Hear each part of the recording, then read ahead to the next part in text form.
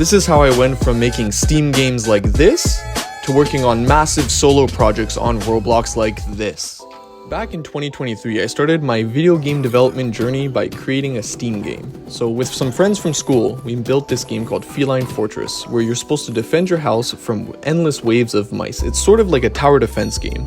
It was a lot of fun, and I did a lot of the art and animation for the game, but it's still yet to be released, basically, a year later. I had a lot of fun creating that project with my friends, and that's what motivated me to start making my own video games. So, I wanted to make a Steam game, but the only issue with that is that it takes months to make and requires a massive budget. So, I heard from a friend that Roblox is a good alternative. I told myself I could probably learn Lua in a few months and then just start pumping out games one after another every few months because the quality standard on Roblox is just a little lower than Steam. But oh boy was I wrong. After picking up the basics, I jumped straight into my first game, Super Saga. I decided for my first project that I wasn't going to do something too ambitious. Several months later. Oops. So that was a lie. I decided to make the largest game possible for my first game. For whatever reason, I thought that was a great idea. So, Super Saga is basically the combination of an obby with a dungeon crawler. So think Dungeon Quest meets Tower of Hell. Basically, the idea was that you go through these procedurally generated dungeons and you try and get as far as possible while collecting loot. Each item is randomly generated. Each item has a bunch of different passives. There's, like freeze effects, poison effects, all sorts of things like that. There were over 160 different weapons to collect. It was honestly a really cool game, but they had its issues. I ended up making some crucial mistakes in the development of this game because it was my first Roblox games. So there was a lot of things that I just didn't know about the platform or I was ignorant to, which kind of made the game kind of cool when you look back on it, but it also made a bunch of issues. One of those issues is I decided to use R15s instead of R6s. So, looking back at it, it's not the end of the world, but it made animating everything a lot harder, as well as just the movement felt super clunky because of it. That made combat feel off, and it just wasn't that much fun to play because the combat felt really, really weird. Another issue I ended up facing was the replayability. So the game actually had like a pretty good gameplay loop where it was replayable. It's just that because of the procedurally generated dungeons and you could kind of skip through them, it was really easy to just kind of skip ahead and then you'd get stuck because you weren't high enough level, and then the enemies would just beat the crap out of you. So there was just some actual flaws in the gameplay loop that could have been fixed out, but it caused a lot of issues in terms of testing and everything like that. The game also kind of struggled artistically. Again, this was my first Roblox game. I made all of the art, all of the coding by myself, and there was over 160 different items to collect, weapons to, level up and everything like that. So it kind of hit a wall where there was just so much to manage, and by myself, I was unable to do it. And the art just got away with me. The UI was also atrocious in this game. I would honestly not hate going back and reworking Super Saga because I think that it was a really fun game, and with a few months of love, it could be releasable. Maybe not a great game, I wouldn't expect too many players to play it, but at least it would be released and I could just, close that chapter of my life. All in all, Super Saga took around 8 to 10 months to make and never really saw the light of day and never got extensive testing. So it's definitely a project that maybe I should go back on and just finish my first game I ever made, but for the time being, it's on the shelf. After working on Super Saga, I decided to work on something that was a little bit closer to the Roblox genre and built Anime Frenzy. The game loop for this game was directly inspired by a game called Vampire Survivors, which was a Steam game that blew up about 2 years back and did really, really well, and to be honest, it's super addicting and super fun. So basically, I just kind of said, well, this could be a Roblox game. So then I started developing. That was going to be my next project.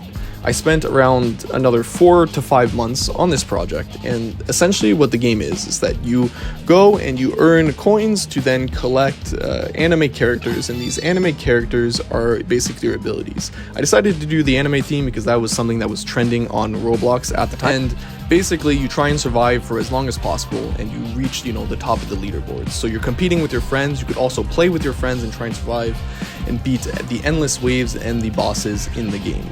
This game was honestly so much fun, but it had one major issue, which was performance. Basically, once you got into the later games and it was just total chaos, it was just not able to run on mobile and would crash your device. So because of that, I needed to go back and fix all of the performance issues. Again, the UI in this game is not great either, so I would also need to fix that. But again, this is another game that I made that had a lot of potential, but I just never had the time to finish. So, at the end of that year, I set myself a New Year's resolution. I was going to finish a game. Finishing either of the games that I had already started would have been way too easy, so that's why I decided to start a new game, Bloxs World. This was about around the time that Power World was really popping off, and I spent quite a few hours playing that game and told myself, well, I could make this in Roblox.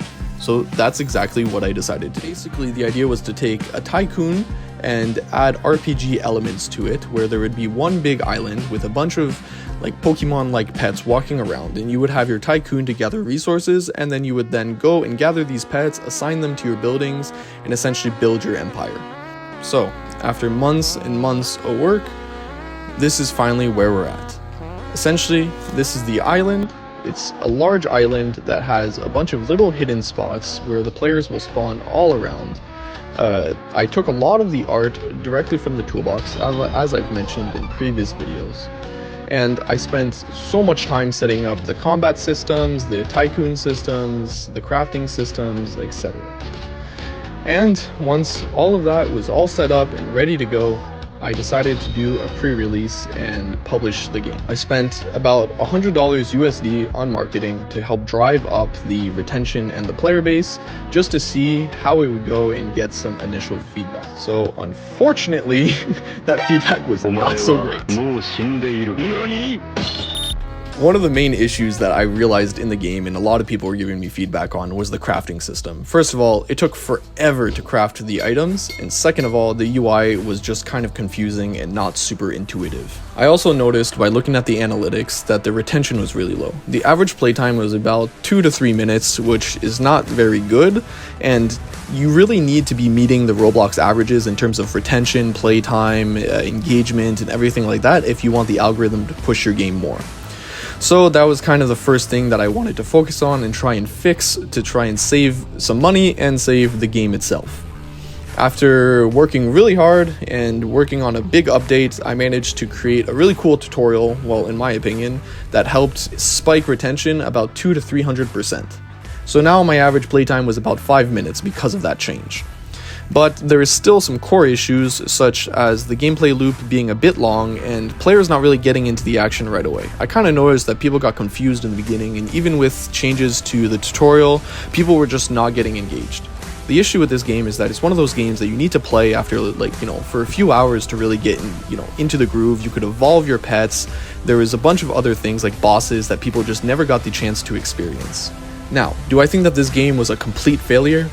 No, I learned so much by making this game and releasing this game, and I made tons of Robux from it, a whole 500 from it, which honestly is nothing at all, but I'm okay with that. What I learned was that, first of all, engagement is key, and I really need to have a strong opening for people to start to play, as well as really the importance of building a community. This is the type of game that would need a community because you're trading, you're evolving pets, there were shinies, there were all sorts of different things that people just never really got to experience, and kind of having some hype and some community behind a game is really what drives people to at least give it a try or the benefit of the doubt.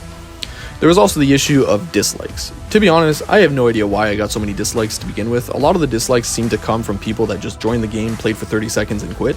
I know that there were a few bugs and everything like that, but in theory, none of those bugs were game breaking. You never lost your data. There was nothing crucial that was destroying the game.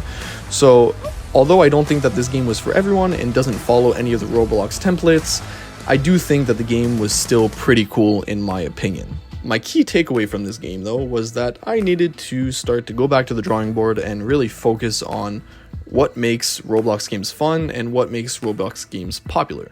So, after talking with one of my friends, we decided to try and make a game in a weekend. That game is called Battle Ball.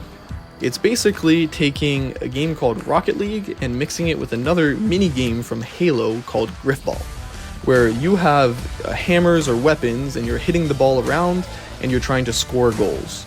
But there's some combat in it where you're able to kill other players. There's also abilities where you're able to jump around, there's a grappling hook, a smash, a dash, and all sorts of other little abilities that you can collect and play with. The idea is for you to be able to play with your friends, 1v1 them, or play in the 3v3 game mode.